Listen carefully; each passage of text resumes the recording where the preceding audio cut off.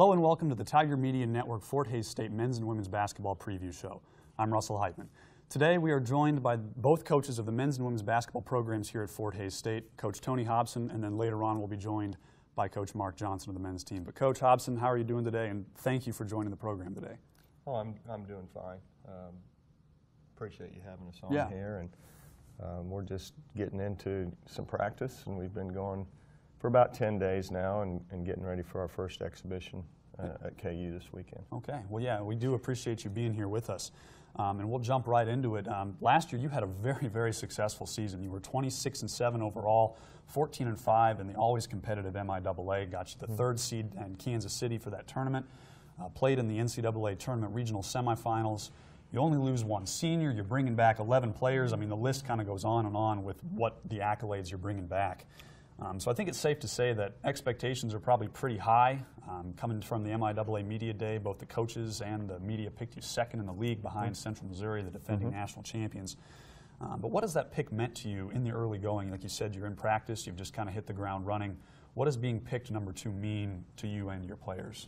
Well, especially how we finished the season last year, I think that's been taken into account as far as the preseason. I don't know if it's hype, but where we were picked and everything, we finished really strong and had a good tournament showing. And we do have a lot of kids back, and sometimes that, most times that is good. Sometimes it can be, you know, you can lead to a little complacency, but I don't see that. But expectations are high, and that, you know, that just comes with it, and that's fine. That's what you're trying to get your program to is people expecting you to do well, and we expect them to come out and watch us play in return. So it's meant a little more attention, I think, especially early on, and we've really got off to a good running start in practice with, like you said, all the returners. There's not near as many things that we have to go through and explain because we have 3 new kids, and they kind of just watch a couple reps and jump right in. So it's helped us early on. So would you say it's more of a validation than a distraction for your players being picked, and with all the hype, like you said, coming back into it? Well, I would say yes. I don't think it's been a distraction because, you know, when it comes down to it, I mean, we had a good year and a good finish, but you know, we didn't win what we wanted to win. You know, so it isn't like we don't have unfinished business, and I think our players look at it like that instead of resting on anything we accomplished. You know, we've got other things we want to do. And you mentioned already kind of that practice has been easy because of those returners. I mean, it's been talked about by just about everybody with those 11 returners. You're able to probably hit the ground running, like you mentioned. How has it been, and can you kind of elaborate a little bit more about not needing to, okay, this is how we develop our program, but we already know because of all that experience? Well, you might have an argument if you told our players it had been easy. It's been quicker as far as the learning process.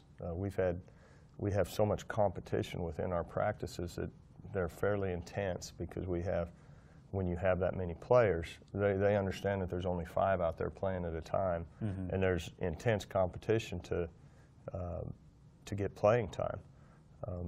But as far as the learning process and hitting the ground running, you know, it's almost, you have to really fight against getting bored.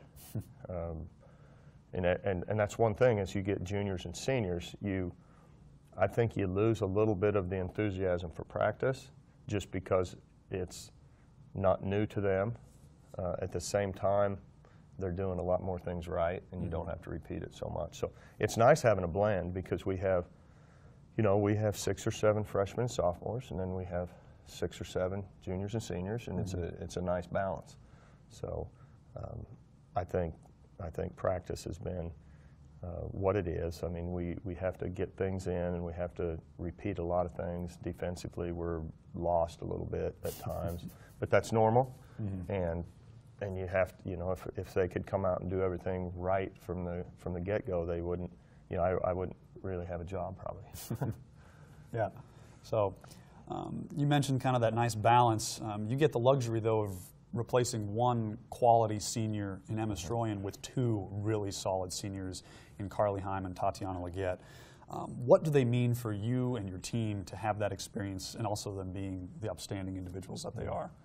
Well, we'll miss Emma because she was just a real consistent player. Her senior year, she was a go-to scorer in the post and a quality kid that set a good example. But I think, like you said, we have two more that step up. They're two of our best players, if not our best players, and two of our hardest workers. So if you can continue your senior classes being that way, that would be your preference. And I think next year, you know, with all the juniors who we'll have the same thing. So Carly and Tatiana are good leaders, and they're both, Carly probably more than T is a very quiet person and just really leads by example. But they set good examples on the floor as far as work ethic and punctuality and accountability and all those things we talk about, all the cliches you hear. But they're very true. And then they also set a good example off the floor by how they act, and our young kids, they learn from that, and we don't really go over a bunch of rules and anything like we don't need to. Our young kids learn from the older ones and conform, and it's worked out well for us. Are there any other players that have also kind of folded into that team leader role, or has it been just Carly and Tatiana that have led the charge there? You know, our juniors have been there and played for so long now. They're in their third year, and Casey Kennett is one of those kids that has stepped up, and she's definitely a leader for us. Even Taylor Rolfs is, kids really, they look up to her, and she sets a great example. But in our junior classes, you know, we have Belle Barbarian in there, Lainey Page, Robin Ritzema. I hope I don't we got so many juniors. I might forget one, but you know, all of those kids now are in their third year with us. I guess Lainey's in her second year. We have all four-year kids in our program except one, which I think really helps with the continuity and kind of understanding like how we're trying to do things. And, so far it's working well for us. Yeah, you mentioned that junior class. We can get right into it, and especially Lainey Page. She's kind of a unique situation. You say she's the one player who's not the four-year player. She comes in last year at semester, but she still found a way to play a really big impact. She started 15 of 21 games that she played in. Now that she's gotten the full off-season, preseason, first couple of weeks of practice experience to kind of complete that cycle, has that helped her in her game in kind of meshing a little bit more for this upcoming year? Well, I think so. And, you know, it could have been a bad situation last year. Not a bad situation, but an awkward situation, I guess would be the way to put it. When you bring somebody in the middle of the year and you have also already kind of an established starting lineup and all of these things, and it takes a quality person coming in, and it takes a quality team, the kids you already have there. If everybody isn't unselfish and want to win and go about it the right way, you know, it can be a real chemistry killer. But we had none of that. There was no jealousy on, hey, I'm not going to get to play as much or whatever, and that just goes to show the kind of kids we had. Plus, I think Lainey went about it the right way, and she didn't come in assuming anything. She just wanted to play basketball and help us win. But she's off to a much better start, primarily because she was fighting an injury all last year. She had some fasciitis in her foot and was wearing a boot in between practices and not practicing some days. So I don't think she ever did really get in real good shape last year. So she's off to a good start, and we have her for a couple more years. So she's just another good addition to our team. And then the rest of those juniors, you did get all of them mentioned in there, so okay. Good job on that. Thank you. But you could have a starting lineup with your juniors alone. You've got, along with Lainey Page, two other really talented guards, and Taylor Rolfs and Casey Kennett, and then the two tallest players on your team, Belle Barbieri and Robin Ritzema. Can you tell us a little bit more about this class specifically and what they can do and what they mean from your team beyond just that leadership standpoint you talked about? Well, and you have to remember that Madison Mitty was in that class too, except she set out last year with a knee injury. So now she's actually technically in the sophomore class. So, you know, I don't want to ever see a kid get hurt, but it did kind of balance out our classes a little bit by moving her back. But, you know, we're really counting on Belle in the post this year, and she played a big role for us last year coming in for Emma. So I think she'll be fine, and we're hoping that we can play Robin in the backup position at the 5 spot, and she's shown some promise early, and she's improving. She still has a ways to go, but she looked good in our first scrimmage.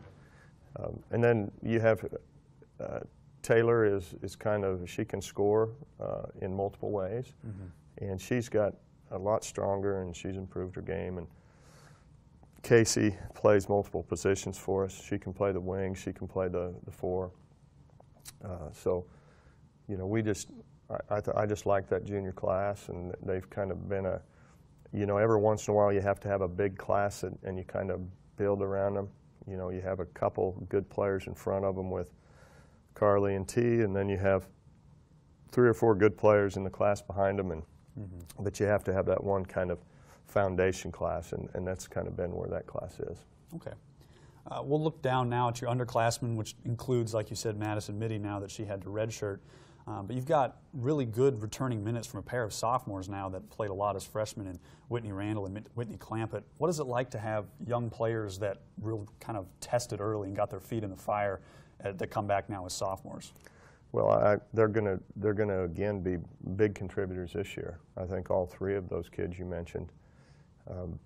Maddie's still, I think she's physically recovered from her knee. There's just still, you know, she went a year without playing basically, and then there's some rust to knock off that way. Plus mentally, I think it's a hurdle to get over. I never went through that. Recovering from a knee like that, but anybody that has said it's more of a, you know, a trust thing, and it just takes a little time. But she's doing fine. And then Clampett and Randall, which, you know, they're about the only 2 players I call by their last name because of obvious reasons. But they're both very talented and different types of players. Where Whitney Randall is more of a power. Real strong, 5'10", can play a couple positions, kind of like Casey. And then Whitney Clampett is a kind of a little skinny, slashing type player that is a real good shooter. Both of them are offensively good, and they've shown vast improvement from freshman to sophomore. That freshman year is always, you know, usually, and it happened for both of those guys. They started out and they got some early time and kind of had some early moments, and then through the middle of the season, Whitney Clampett went through a tough time where she, you know, her confidence kind of dropped and she didn't have a couple good games, and then came back with a vengeance. I think it started probably in the Emporia game when we came back from 15 down and beat them by 27 or whatever we did. She played a big factor in that. And then from then on, she was fine. So I think most, not all, but most freshmen go through that at one time or another. And both of them did. They survived, and they're going to be good players for us for another 3 years. And then rounding out that class, one more player. She played spot minutes here and there, but Kylie Casper, in those games where she did play, she played really well. She had a game with 9 points, 9 rebounds. So what does she do, and how has her kind of jump from freshman to sophomore been? Well, Kylie's just, you know, she's such a super person to have on our team. Great student. I think she's a 4.0 student, and she's in a tough situation because her position, she's playing behind T, and then we have Casey playing the 4, and you know, the reason she isn't playing more is just you know, the kids in front of her are just so good, and there just aren't a lot of minutes available. But like you said, anytime she gets an opportunity, she's always ready, and you know, there'll be games where she gets in there and has a chance to play. And she always, you know, she plays with a lot of energy, and she's a really good rebounder. I mean, that's the main reason I kind of recruited her, was I thought she had a real nose for the ball. And then we'll look down now to that freshman class. With only one senior graduating, you didn't really need to restock the cupboards necessarily, but you still brought in 3 players that make up that freshman class in Sydney Bergman, Kinley Grubb, and Haley Walker. How has their adjustment to the college experience been, as well as just getting to play collegiate basketball? Well, all of them are different types of players.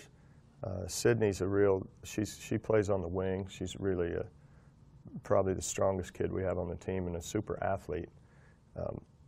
She's working on her skills hard, you know, and that's what she needs to develop. But she's going to be able to play for us eventually, and she'll get chances to play. Especially in the full court game, she can really cover a lot of ground. Concordia, Kansas, played pretty decent competition in that league, and was one of their best players. So we look forward to kind of watching her develop.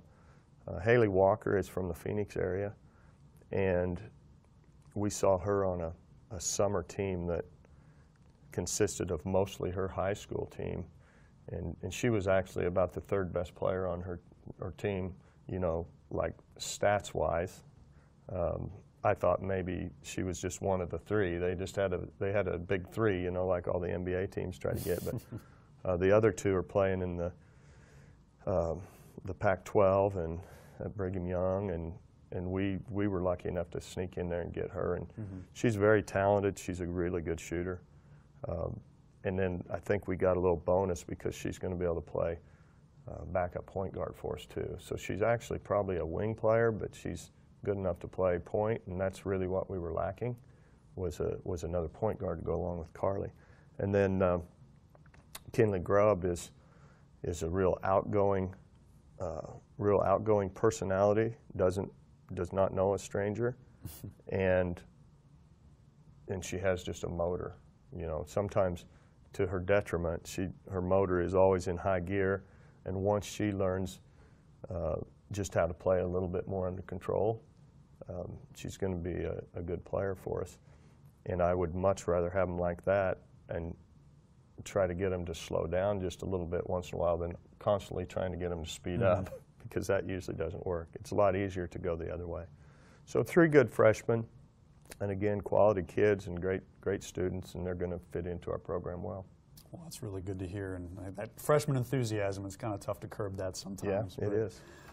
As we get ready to wrap up, I just want to ask you kind of a general broad overview. What are your expectations, and more so, when Tiger fans come to see your guys' first game, what are they going to see from this revamped and a lot of experienced Tiger women's basketball team? Well, as far as expectations, you know, preseason predictions and all of those things, the polls, and it's basically just to kind of get everybody interested and get ready for the season. And I'm really interested in those polls at the last of the year, the region rankings, and those things are the important ones. But you have to start somewhere.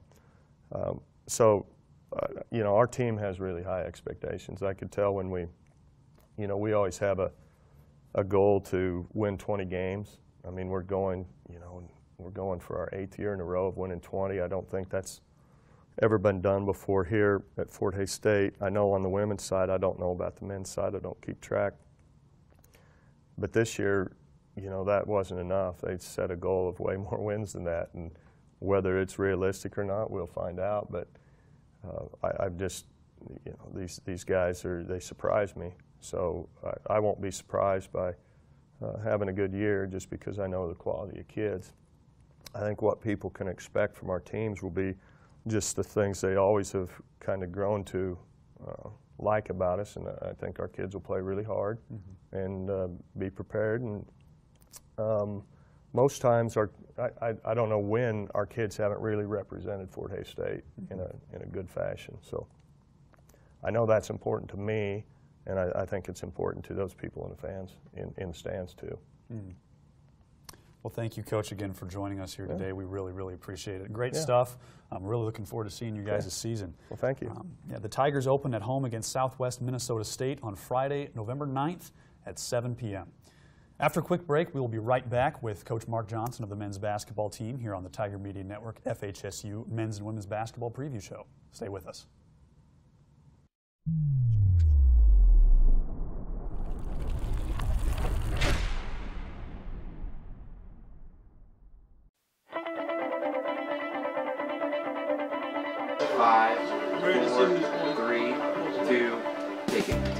The Tiger Media Network is Fort Hays State University's independent student media organization. It's a student employment opportunity where you can work for either the news side or the sports side. So you can be on live sports production, which produces all of the live sports broadcasts that we do, or you could be on the news side and do news stories covering things on campus. So presidential announcements, Student Government Association.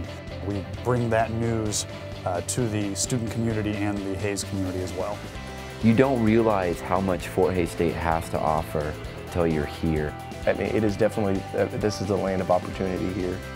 I just got back from the MIAA tournament in Kansas City a couple weeks ago where we worked with other production crews including Pitt State and Central Missouri. And it's a great time. I've gone there the last couple years. For me anyway, I get to do sports, which is what I love. And if live productions is where that's at. This is the perfect place to do it. We have almost everything that you could possibly imagine. Tiger Media Network allows you the opportunity to take the skills you've learned and put them forward in a real world, real application setting that allows you to flourish and grow as a professional, and that will only help you and benefit you when you graduate and go into the real world workforce.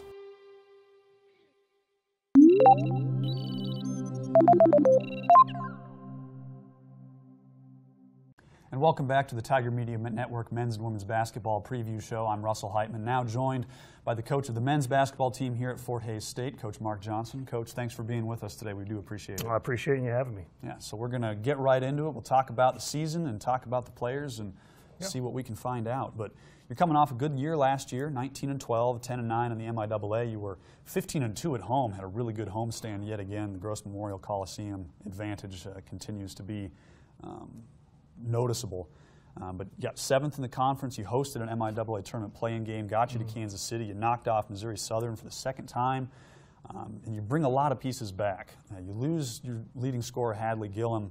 But beyond that, though, you've got most of the core back on the team. And the media picked you at 7th and 6th in the coaches and media polls. But you said at Media Day that you think that your team has the opportunity to play beyond that pick. With that, especially now that you've had a couple of weeks of practice, what leads you to say that or believe that? Well, you know, I think just having a lot of guys back. Like I said, I think we have 11 guys back from last year. Obviously, there's a big missing piece there with Hadley Gillum. He was a great player, had a great senior year for us. So, you know, you're always concerned, can you replace a guy like that? That's a difficult, and I don't think we're going to do that individually. That's got to be a group. But I think we have enough experience. You know, Brady Worth's a guy that had a really good finish to the season. You know, he got ill and missed a couple weeks of the season. When he came back, I think he averaged 15 points a game his last 10 or 11 games he played. So really hope he can have the kind of year that, you know, we think he can have. And, you know, Marcus Cooper had a nice finish to the season. And usually you see some of these transfers come in. A lot of times it's that second year that they make a big jump. And for him, this will be, even though he's a senior, it's only his second year in the program. We're hoping he can make the jump that we think, again, he's capable of doing and really having a much better year than he did as a junior. Then you factor in the experience of Kyler Kinnaman, Trey O'Neill, you know, Grant Holmes, there's Calvin Harrington. So I think we have, 6 seniors this year. So you hope with that experience, and you know, they've been through the MIAA battles, been through the, you know, the difficult Division II schedule that we have, and with that kind of experience that, you know, we can have a good year. And we'll get to those guys a little bit more in depth here in a bit, but how has practice been? You're about a week and a half into it. You're really getting to jump in there with your guys now and install your stuff. How has it been, especially with all those guys? Well, I mean, it's been good and it's been bad. You know, the good part is I think when you have returners, you can really make up ground quick and get into a lot of stuff. You know, we only have 3 new guys on the team.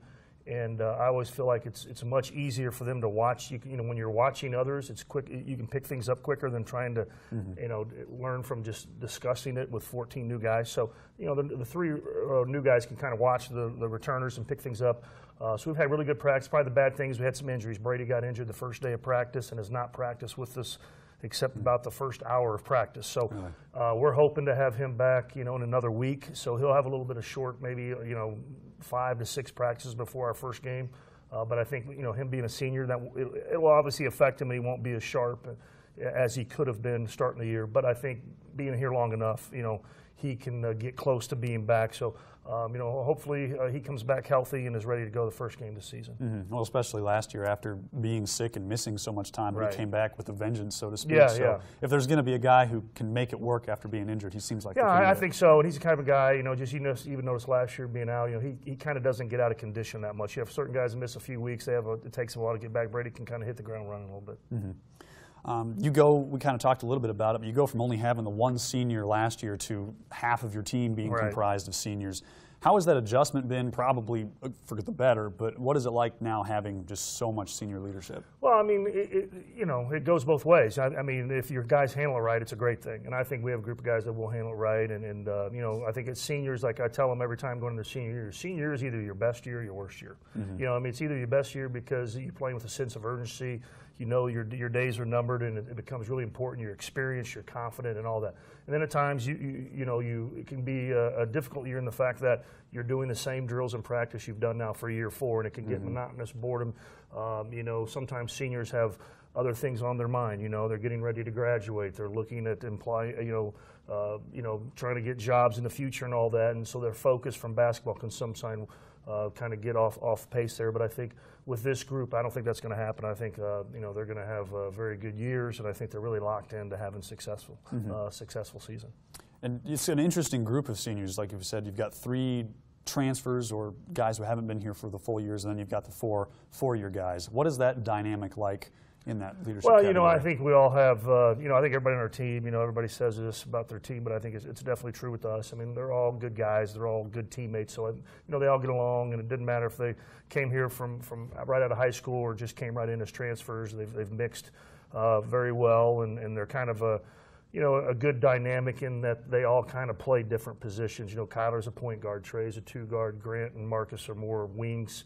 And Brady is a 5, and Calvin can play the 3-4. So I think they cover us in a lot of categories, so we can have experience at every position if we need to. Mm-hmm. Who has kind of separated or become that now go-to voice or the leader of the team with so many people to choose from that can kind of be a crowded room? Yeah, I don't really know if we have that vocal leader. I think we have a few guys, like Kyler's a great leader by example. Kyler's not going to be the most vocal guy. Now he'll. If we're struggling, things aren't going well, he's going to make a statement about, hey, we need to get this right here. But I think we have a few guys that just lead more by example about how hard they're going to work, how tough they're trying to play, trying to do right. And I just don't really think we have that natural vocal leader. And I think that's okay. Sometimes when you have a team like that, then the coach needs to be the vocal leader. And then so I would say I'm probably more the vocal leader. But you have to have those other guys that set the example of how hard you work and how coachable you are and how important winning is. A coach can convey that, but it has to be players on your team that have that want to and that desire to be successful and win. And that's what I think most of our seniors, Kyler, Trey, Brady, Grant, all those guys can bring that to the table as more of, like I said, by example and leadership style of that than necessarily being the most vocal guys in the world. Mm-hmm. As far as kind of go-to guys, looking at the most obvious candidates you'd think, looking at it from last year's perspective, would be Brady and Marcus. Now, Brady not being able to practice, has that let Marcus Cooper kind of step into that role, or has there been anyone else he who's needs asserted to. themselves? I think we're changing our offense a little bit. Last year with Brady and Hadley, we had 2 really good big guys, so you're playing through them. The court was kind of crowded, and there wasn't a lot of space. We're trying to open up the floor a little bit more for our perimeter play. So I think it's going to allow some of our guards to hopefully be a little more successful. Obviously Brady is a guy that needs to get the ball quite often and not only score but draw double teams hopefully and then open up the perimeter. But yeah, I'd say Marcus is a guy that we would be looking to late in the games. But I still think that's the big question mark. There's something to be said about knowing where the ball is going when you need a basket. Last year it was going to Hadley 10 out of 10 times. And that's the thing we're trying to discover. But I really don't know if we can find that till games start. You can kind of simulate and practice and kind of do things, but it's kind of a different dynamic when it's for real. And it may take us a few games to figure out, where the ball needs to go at important possessions. You touched on it a little bit at the beginning of today, but also I believe you mentioned it at one of the pressers at the MIAA tournament last year regarding Marcus Cooper. And that first year as a transfer, kind of figuring things out and just going out and playing instead of thinking about it. Have you noticed that he's been able to do that a little bit more now that he enters to year 2? Yeah, no doubt. I mean, I think, anytime you come to the 4-year level, it's just a different game. You know, it's a different game than it was in high school.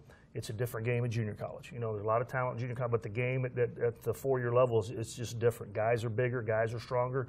Guys have been in a program for 4 years now, so they have a better understanding of team defense and where to be. Say, you know, on offense, there's more ball movement, executions, fighting through screens. So there's a lot of, the game is the same, but it's different.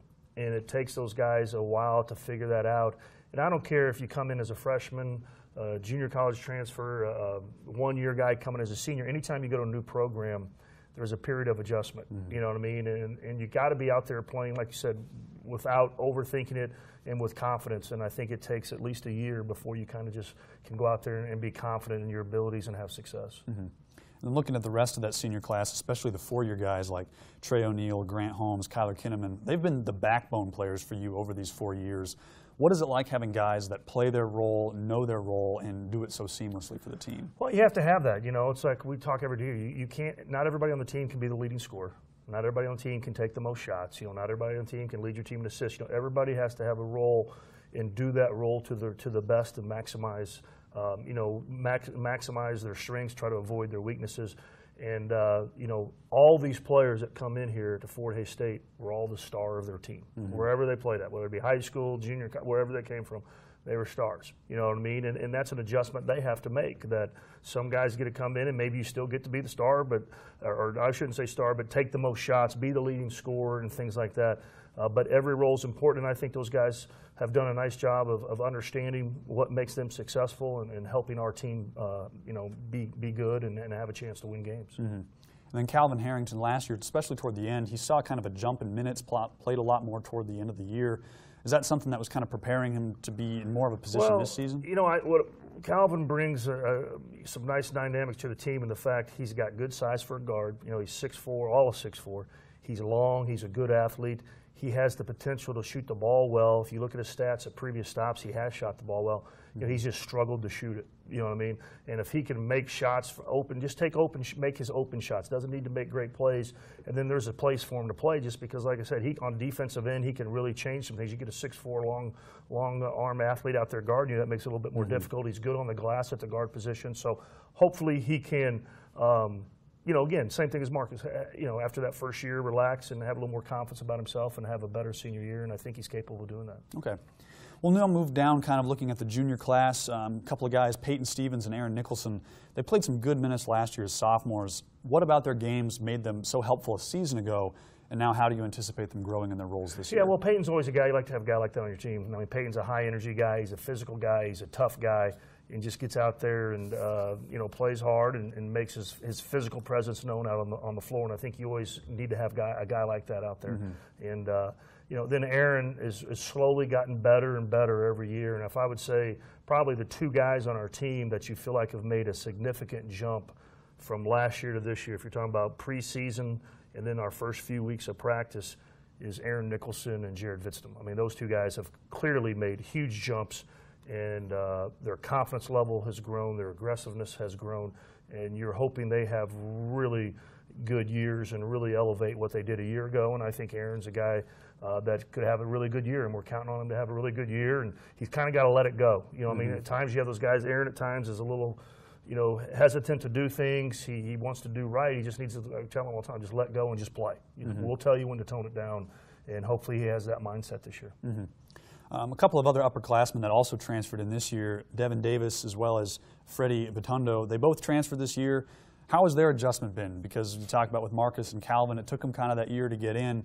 Now you've got 2 more transfers to fold into the play. How has their adjustment been, and how do you foresee them? Yeah, you know, I think Freddie, sometimes it's easier. I mean, Freddie, right now, he's just kind of playing a lot of the 5 for us. He'll have to, you know, when Brady gets back, they'll be playing together a little bit more. But right now, with Brady out of practice, he's just playing the 5. So I think at times that's an easier adjustment because, you know, you're playing more around the rim. You don't, you know, even defensively, outside of guard and ball screen, you don't have to cover as much ground and concepts.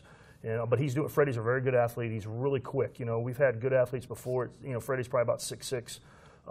that can run and jump. He can do all that, but I think the thing that stands out is just his quickness level at 6'6". So, we really feel like he has the ability to get around his defender with his quickness. Feel like he can play at the rim on the rebounds. He can offensive rebound and be up there on the rim. So he's made a pretty good adjustment. I think Devin's important to us too. He brings size to the backcourt. He brings strength. He brings athleticism, and that was probably, if you look at our team last year, things we struggled against certain teams, especially if the Washburn games stick out. We just weren't athletic enough to compete against them. And I feel like Freddie and Devin give us an opportunity of 2 more athletes out there to be able to compete against. We feel like at certain times we can put 5 guys out there and be a very athletic team ourselves. A couple local guys that are redshirt sophomores now, and one of them you mentioned in Jared Vitzum and Isaiah Nunnery. You said Jared's made a really great leap. Talk a little bit about their leaps as well as Isaiah and what they can do now this year that they've made that adjustment of playing for their first year last year. Well, Jared, he's 6'7", and he's our best shooter on our team. You know what I mean? So when you're 6'7", and he's got a quick release, he can shoot it from deep. I mean, he's really shooting the ball at a high level, playing with confidence. Hopefully that continues, and that'll be a nice dynamic with him and Brady. You got a center down there that you have to guard, and now you have a 4-man who they can't help off of. You're going to have to stay out there with Jared, and if you leave him, he's going to make a 3. So hopefully that he will open up not only score, but open up the floor for others, whether it be Brady posting or some guards trying to drive, because he's a guy you can't leave. He's shot extremely well. And the thing about him too, he's not the most athletic guy, but he has good feet, good reaction time. He's a good rebounder. And that's important. We weren't a very good rebounding team last year. That was probably the worst rebounding team we've had since I've been here. And I think Jared and Freddie also, and those guys can help our rebound. Jared can really shoot the ball, and he's a good rebounder. Isaiah Nunnery's a guy that can really get on hot streaks shooting the ball. The thing with Isaiah, he's got good size. Isaiah's probably, the difference between Jared and Isaiah at times is Jared has the fortunate we don't have a lot of older big guys in the program. Isaiah, there's Kyler, there's Aaron, there's Trey, there's Calvin, there's Mark. I mean, he just has a lot of guards in front of him that are juniors and seniors, so he's having a hard time getting on the floor, and hopefully that happens for him this year. But I think even just another year of development and patience, if it doesn't necessarily get as many minutes this year as he would like, there's a lot of opportunities for the following 2 years. You know what I mean?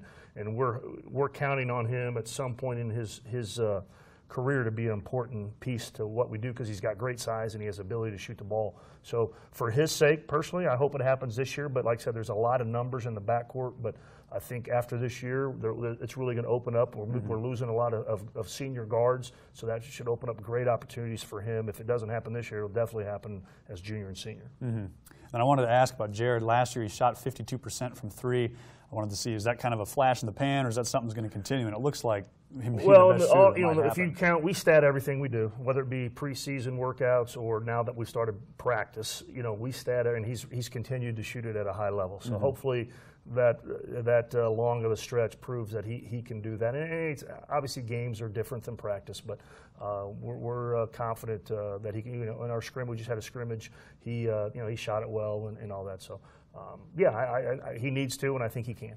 Cool. And then a couple other new guys, not new necessarily to the team in Nige, but Nige Wright, who's a redshirt freshman last year. I remember seeing him play at the exhibition you guys played against KU last year, and he made a couple of really athletic plays. I know the backcourt is really stacked, and he's going to have a lot of waiting to go through, but what does he bring, and what can Tiger fans, if not necessarily this year, but in the future, expect from Nige? Yeah, Nige, had a really good high school career and we redshirt him. I think, again, he's another guy improves our athleticism from a year ago. And he's going to play. I think him and Kyler right now, right now the plan is if we played tomorrow, we'd kind of tandem them at the point guard. And Nige would play with Kyler at the point guard. I think Nige, he has a great feel for the game. He can shoot the ball at a decent level from the perimeter. He can make plays. Like I said, he's a fairly decent athlete. The thing we need to do with Nige is he's kind of an unassuming personality, and sometimes he plays that way on the court. You got to keep him aggressive.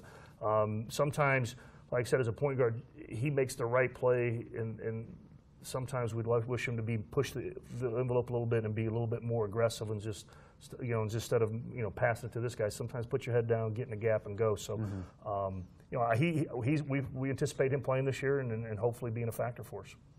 And then finally, you only have one true freshman on the team. We joked ahead of time, freshman is an applicable term. Gilbert Peters, He just won a state championship last spring here on Gross Memorial's court. Now he's playing for you guys. He's 6'6", 260. I mean, he's a big guy. What do you expect from Gilbert? Yeah, he's probably a little more than 260. He's a big dude. He's Gilbert is it's a big jump coming from 1A Kansas basketball up to the MIAA, and he did track and all that. So he really didn't have any exposure with AAU. Like a lot of our guys, maybe in high school. They played their high school, but then in the summer they played AAU, so they got to play against a little better competition throughout the summers, in their high school career, so they got a little bit of feel. So really, this is the first time that Gilbert's made that jump of playing against guys that are his height and his athleticism, because he's a really good athlete for a guy his size. He moves well for a guy his size, and I think he has the ability to shoot the ball. Right now he doesn't shoot it as well as he needs to, but either did Brady and Hadley and all those guys when they were freshmen. I think, but he has the ability, and like I said, in high school he'd make a one or two threes a game, and so he has the ability to do that. He's such a big guy that he can just get a lot of space. He reacts to balls well, so he's a good rebounder for a guy his size, and think he has a very bright future for us. This year we'll see where it plays out and where he's at, but he's got the tools and the talent to be a very nice contributor and early in his career too. This year, who knows? Maybe not. But I mean, I don't think he's that far away from really being a contributing player for our team. Well, as we get ready to wrap up here, we've talked about the players, we've talked a little bit about the team, but what can Tiger fans expect to see when they come watch your guys out there on the first home game of the season? Well, I hope it's this year's the same as every year. I feel like in the past we've done a good job. I feel like our guys we play hard, try to share the ball, try to play the right way, and I think try to act right on the floor and do all those things that you're supposed to do, especially if you're expected to win games. And I think that's the thing we can control, is go out there, how hard we play, how smart we play, how well we try to execute. And, we do those things. I think good things will happen. This is a very difficult league. It's a challenging league. Things can get away from you in a hurry. Every coach, you look at your schedule and you see you going stretches of like these 4 games. You're like, how are we going to win a game in these 4? Because you just look at the names and the places you're playing. It's very difficult. So things can get away from you in a hurry, and you just got to stay grounded and every day just keep working. And I think we have an experienced group, and they understand that and have really done a good job of doing that in their whole career. Well, thank you again, Coach, for joining us today. We do appreciate you having on the show. I appreciate it. Thank you. Yes. Well, the first game for the men's basketball team is Friday, November 9th at 4 p.m. against Sioux Falls in Marshall, Minnesota. The first home game that you get a chance to check out the Tigers will be November 17th against Colorado Mines at 3 p.m. Thank you again for joining us on the Tiger Media Network Fort Hays State Men's and Women's Basketball Preview Show. I'm Russell Heitmann, and once again, go Tigers.